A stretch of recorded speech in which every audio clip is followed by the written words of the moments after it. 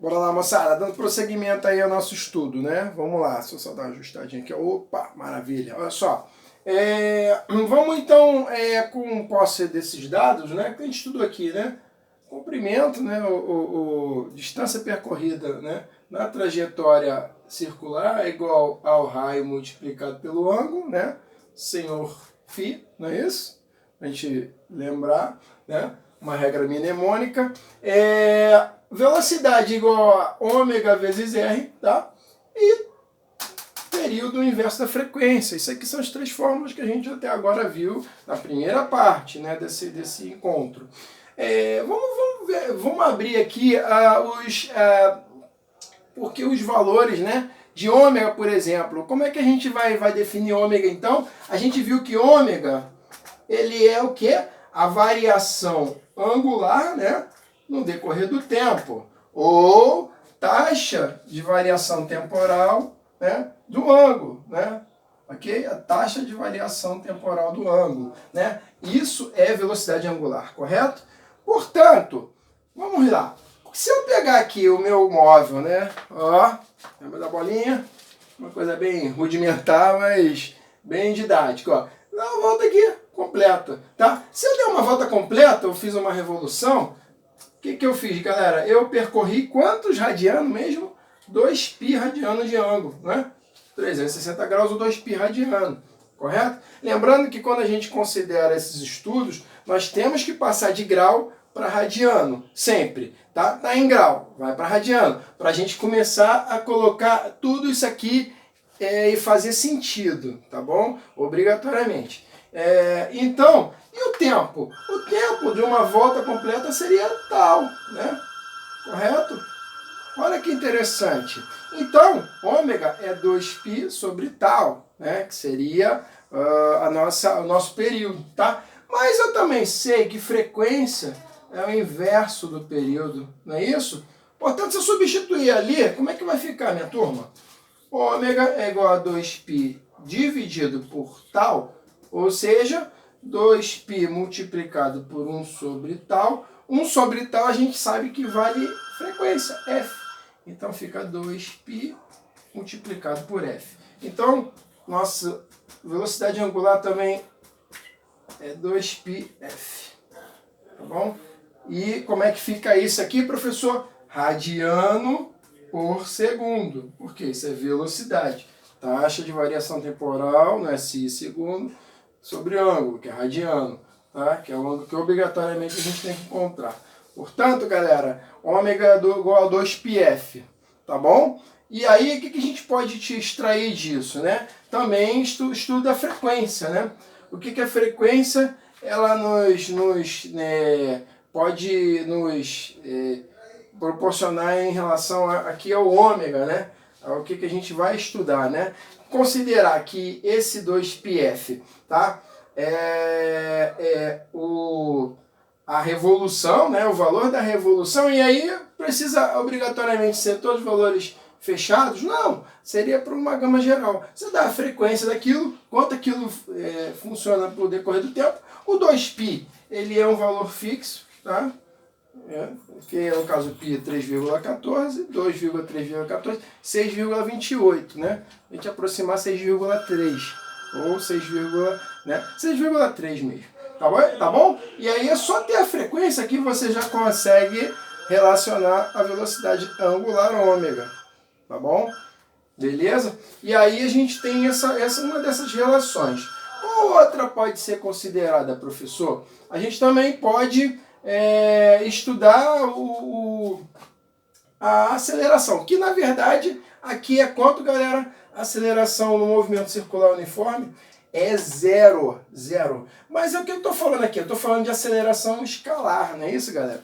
Aceleração escalar é zero, ou seja, a velocidade aqui é linear, né? Ou seja, a velocidade fixa, né? Constante, tá? Portanto, a minha aceleração escalar é zero. Mas eu tenho um grande dilema nisso aí. Eu tenho uma aceleração, não tenho aceleração escalar, mas tenho aceleração vetorial, né? E a gente sabe que velocidade é um vetor, correto? Portanto, contido de módulo, que é valor, direção e sentido, correto? Essas três informações o vetor dá e a velocidade ela dá essa informação. Portanto, quando eu estou falando de MCU e velocidade constante, eu estou falando só de uma dessas informações que é o módulo, tá bom? Portanto, nós temos ainda duas informações para dar. E essas informações, direção e sentido, elas variam, galera, nesse movimento? Sim ou não? Vamos lá. Tempo. Então, obviamente, vai mudar. Porque é o seguinte, o que está acontecendo? Ó, o que está acontecendo com a direção aqui? Nesse ponto aqui, infinitesimal, o que significa infinitesimal? Vou aproximando aqui, chegando num pontinho, né, numa distância tendendo a zero, bem infinito mesmo, num pontinho finito. Eu vou ter a velocidade v nessa direção, estão vendo? Nesse sentido. Mas nesse ponto aqui, por exemplo, ó, esse ponto aqui, tá? Eu já vou ter a mudança da direção do sentido. Então aqui seria o V2, aqui o V1, né? Correto? Aqui a direção vai ser o mesmo sentido? Não, também não. Também vai ser diferente. Olha que interessante. Tá? Vem para cá, V3, por exemplo. Tá? Então a variação aqui se dá em que aspecto? A variação, né? Ou seja, a taxa de variação temporal da velocidade, tá?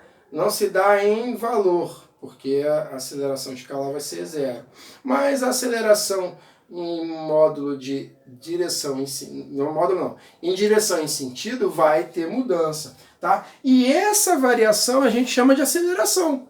Né? Se a velocidade está variando em direção e sentido, é uma aceleração. E que aceleração é essa, professor? É o que a gente chama de aceleração centrípeta. Centrípeta. Que aponta para o centro. Daí vem esse nome, esquisito, mas que nos dá uma direção. Tá? A aceleração. Ih, cara, peraí. Aceleração centrípeta.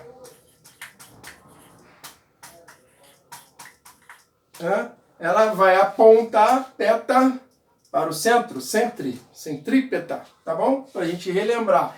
E como é que se dá? Ó, variações infinitesimais de direção a todo momento. Tá? Como é que a gente estuda isso, professor?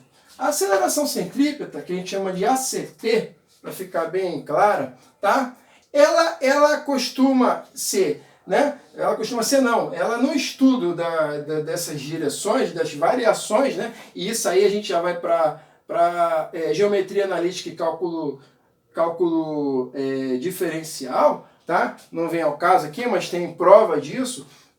Não vou chegar e trabalhar isso com vocês. O v ao quadrado sobre r, tá? Velocidade ao quadrado sobre r. Deixa eu aumentar aqui, deixa eu ampliar um pouco. Ó. V ao quadrado sobre r, tá bom? Ok? E aí a gente entende que a aceleração centrípeta variando a direção tem um valor aqui fixo, tá? E a gente já sabe, né? Que velocidade linear, isso aqui é velocidade linear, tá bom? Que vai variar a aceleração da direção. É o meu tal de ômega-r, não é isso? Ômega-r ao quadrado sobre r, tá? Então a minha aceleração centrípeta, ela também pode ser, né? Agora distribuindo aqui o quadrado, ômega ao quadrado multiplicado por r ao quadrado sobre r, tá? O que eu posso fazer aqui? Eu posso cortar esse r de baixo com esse r ao quadrado de cima, vai ficar ômega 2r. Portanto, a aceleração centrípeta ela é v ao quadrado sobre r, mas também ela pode ser em termos de velocidade linear ou de velocidade angular, ômega 2r. Tá bom? E isso também é bastante cobrado na especialista. Tá? Então a gente chega aqui a essa conclusão que a aceleração centrípeta, tá, é dada por esses termos aqui, tá bom? Fixem bem isso, tá bom? E aqui também ainda posso trabalhar em relação à frequência, correto? Porque a gente sabe que ômega é igual a 2π vezes f. Correto, galera? Não é isso aí? Se eu pegar esse 2πf e substituir aqui, vai ficar um negócio, né? Bem, aí a gente vai explorar tudo. Então a aceleração centrípeta é 2πf, que é o ômega, tudo isso ao quadrado, vezes r. Portanto, 2 ao quadrado, 4, π ao quadrado, né? F ao quadrado vezes R. Então fica 4π ao quadrado, F ao quadrado R. A aceleração centrípeta pode ser escrita em relação desses termos aqui, dependendo da grandeza que eu der. Tá? A gente consegue chegar nessas duas coisas. Por exemplo, ele deu aqui velocidade e raio. A gente calcula por aqui. Ele deu velocidade angular e raio. Calcula aqui. Ele deu frequência e raio. Calcula por aqui. Tudo bem? Sempre o raio vai ter que entrar nessa brincadeira para se achar a aceleração centrípeta, obviamente. Tá bom? Ficou claro isso aqui, galera? Espero que eu tenha esclarecido bem essa situação da variação da velocidade, né, em termos de direção e sentido. Vai gerar uma aceleração nesses termos, mas em valor, em módulo, não vai ter aceleração. Tá bom? A aceleração vai ser nula em valor, mas em direção e sentido vai ter todo esse aparato aqui. Tá ok?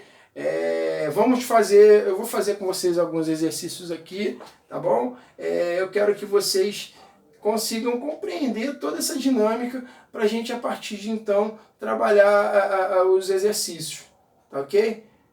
Aqui não tem mistério, mas esses conceitos são fundamentais para a gente estudar. Bem, a gente aqui esgota o escopo de velocidade de movimento circular uniforme e vamos agora para os exercícios, tá bom? Que vai ser o terceiro e eu vou tentar fazer um terceiro e quarto bloco com a resolução de 2 exercícios seguidos.